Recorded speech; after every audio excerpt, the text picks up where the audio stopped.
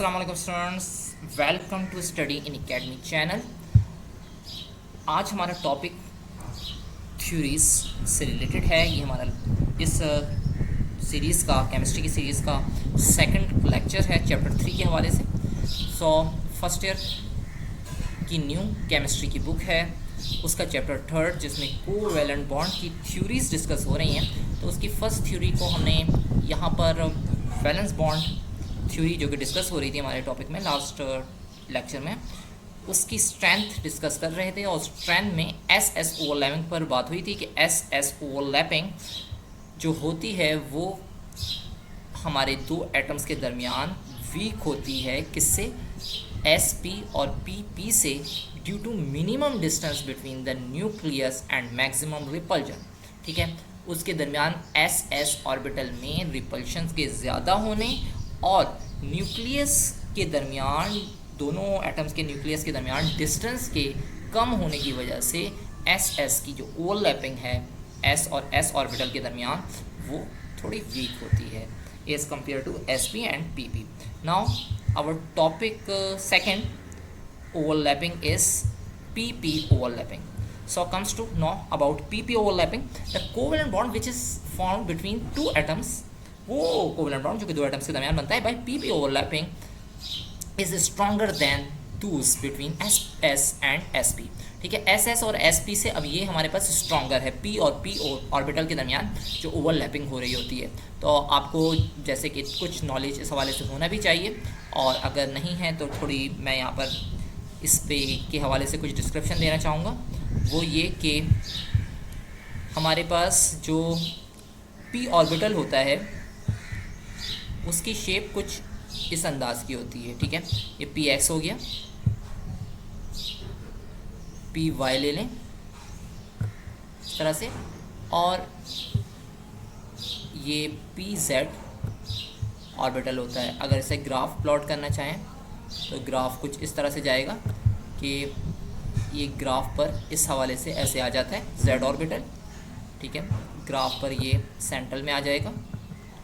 तो ये कुछ ऑर्बिटल्स की शेप्स होती हैं। डिज़ाइन बेहतर अंदाज से नहीं हो पा रहा, लेकिन इसको आप गूगल सर्च करके और नॉर्मल दूसरी जगह अंदाज से देख सकते हैं कि ये हमारे पास पी एक्स कहलाता है, ये पी वाई, और जबकि ये पी लास्ट वन जो है वो पी जेड उसे कहा जाता है। अच्छा, तो ये हमारे पास कुछ चीज़ें थी जो ऑर्बिटल के हवाले से थी। तो पी ऑर्बिटल में ओवरलैपिंग जो होती है वो स्ट्रॉन्ग होती है as compare to S S and S P. ये एक मेन बात आ गई। उसके बाद नेक्स्ट जो हमारे पास थ्योरी आ रही है, ये वैलेंस बॉन्ड थ्योरी हमारे पास यहाँ पर एंड हो रही है। अच्छा, मॉलिक्यूलर ऑर्बिटल थ्योरी है, MOT के नाम से इसे जानते हैं। 1927 में मोलिकन, हिंदस एंड द हॉकेल, इन्होंने डेवलप करा एंड अल्टरनेट थ्योरी, एक अल्टरनेट थ्योरी बताई of the covalent bonds molecules के हवाले से, विच डिस्क्राइब द स्ट्रक्चर, जिसमें स्ट्रक्चर डिस्क्राइब किया गया, बताया गया, मैग्नेटिक प्रॉपर्टीज़ बताई गई, एंड बॉन्ड ऑर्डर और बॉन्ड का ऑर्डर बताया गया on the basis of overlapping. Overlapping ही का अंदाज से एटॉमिक ऑर्बिटल्स में। This theory is known as molecular orbital theory, इसे मॉलिक्यूलर ऑर्बिटल थ्योरी कहते हैं। MOT के नाम से ये थ्योरी जानी जाती है।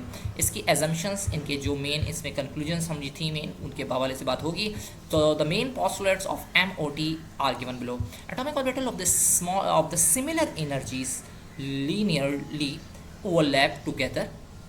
एक जैसी एनर्जी वाले जो ऑर्बिटल्स होते हैं वो ओवरलैप कर जाते हैं आपस में together to produce molecular orbitals. तो उन्हें और दो ऑर्बिटल्स मिलकर, एटम्स के ऑर्बिटल मिलकर मॉलिक्यूल का ऑर्बिटल जनरेट कर देते हैं, बना देते हैं। The number of molecular orbital form is equal to the number of combining atoms.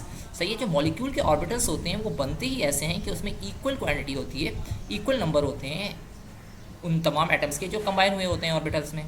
For example, two atoms of orbitals overlap, किसी भी ऑर्बिटल के दो एटम्स के कोई भी दो ऑर्बिटल ओवरलैप कर गए and given to molecular orbitals, और दो मॉलिक्यूलर ऑर्बिटल्स बनाए, तो इसको हम बॉन्डिंग मॉलिक्यूलर ऑर्बिटल कहेंगे या एंटी बॉन्डिंग मॉलिक्यूलर ऑर्बिटल के नाम से जाना जाएगा। दो अंदाज के ही हो सकते हैं, बॉन्डिंग मॉलिक्यूलर ऑर्बिटल और एंटी बॉन्डिंग। ठीक है, या तो वो बाउंड हुए होंगे या उन्होंने बॉन्डिंग से के खिलाफ काम करा होगा, यानी बाउंड नहीं होंगे, फोर्स नहीं होगी, देन एंटी बॉन्डिंग के कैटेगरी में आएंगे। So the molecules orbital, molecular orbital which has lesser energy than the parent atomic orbitals.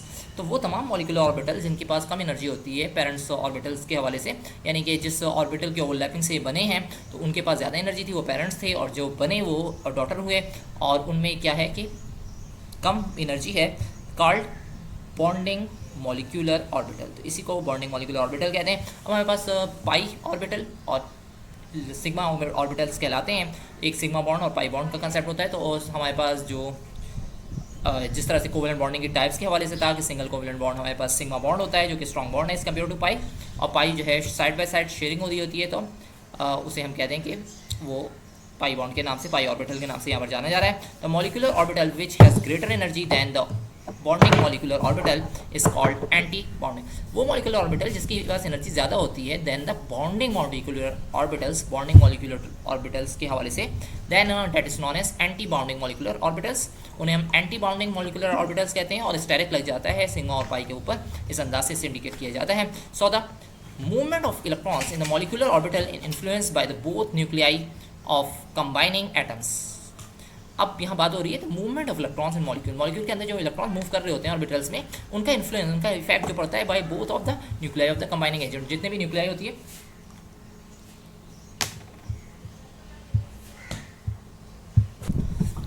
अच्छा जी स्टूडेंट्स, तो जितने भी न्यूक्लियाई होते हैं, सही है, उनके कंबाइनिंग पर, जो कंबाइन हो रहे होते हैं उनके इफेक्ट की वजह से इन्फ्लुएंस ज़रूर पड़ता है, क्योंकि न्यूक्लियाई आपस में पॉजिटिव चार्ज रखते हैं और इलेक्ट्रॉन को रिपल कर रहे होते हैं, तो ये कुछ फोर्सेस लग रही होती हैं उसकी तरफ से, जिसकी वजह से उनकी मूवमेंट, इलेक्ट्रॉन की मूवमेंट इफेक्ट करती है, उस पर इफेक्ट पड़ता है न्यूक्लियाई की वजह से।